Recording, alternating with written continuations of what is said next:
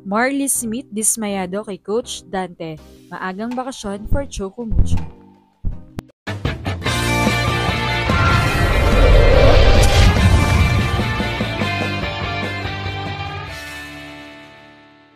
What's up, Volleyball Nation? Welcome back to my YouTube channel. Narito ako para magbigay sa inyo ng updates tungkol sa mundo ng volleyball.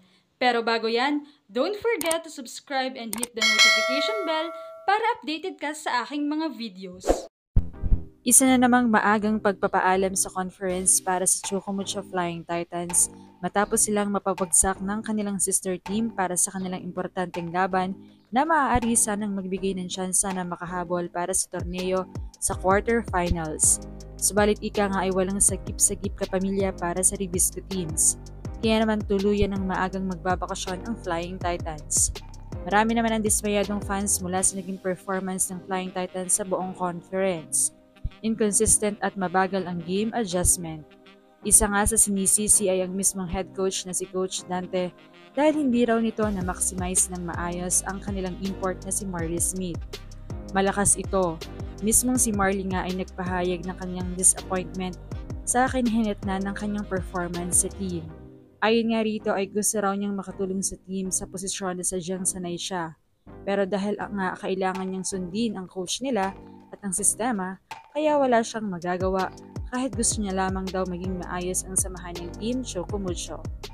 Umani naman ito ng mga komento na talaga namang dismayado ang mga fans, lalo na nga ang Chocomucho fans. Ayon sa kanila, obvious naman na ang pangit talagang mamili ng CMFT sa imports na hindi tugma sa system nila. O di na nga malakas sana kaso kahit mag-adjust siya, pangit talaga yung sets. Honestly, at this point napapaisip akong hindi mahina si Zoe Fact. Pangit lang talaga ang setting system ng Chocomucho. Kinukuha nila yung mga imports na fast plays, ang laruan, samantalang high sets ang system nila. Kahit si Andaya, pinagsaset na rin ng moonballs.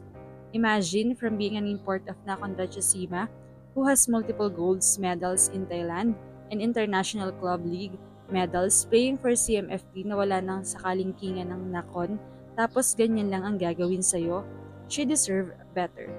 Maski open hitter ka or opposite, wala ka pa rin kung ang setter mo abot sa dyan-ad ang setting, tatalon ka, papalo ka, nasa langit pa rin ang bola. Noong ABC siya, more on combination and low fast set, ang barog talaga niya. Dito, fly to the moon. Ang lala talaga. Kaya niya na nga siya kinuha kasi barog kung barog siya sa opposite with Nakhon, tapos i-convert. Dapat natural open hitter ang kinuha niyo, Diyos ko. Sayang ang talent ni Marley. Damang-dama yung disappointment niya, nakakahiya. Poor decision making in game adjustment and failed system and doesn't fit with the players' capabilities. Ewan ko na lang CMFT, ang sakit na sa mata panoorin every game. I can feel her disappointment. May floor defense and blocking naman ng CMFT pero ang setting talaga. Tia has a better setting technique during her national team stint. And yes, may mga errors minsan si Dina but she's not a pushover. Dahil di naman ganyan kataas ang sets niya dati. Alam naman kasi ni Dante na open hitter yung gusto niya pero kumuha ng natural opposite. Ang ganda ng laro ni Marley before CMFT tapos you can really see the disappointment in her face kasi ang goal niya hindi natatranslate sa laro niya. Sayang talaga si Marley, akala ko isa siya sa pinaka-magsa-shine this conference kasi ang lakas niya nung ABC.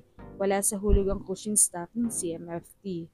Anong masasabi niyo rito? Leave a comment below. Thank you for watching and don't forget to subscribe.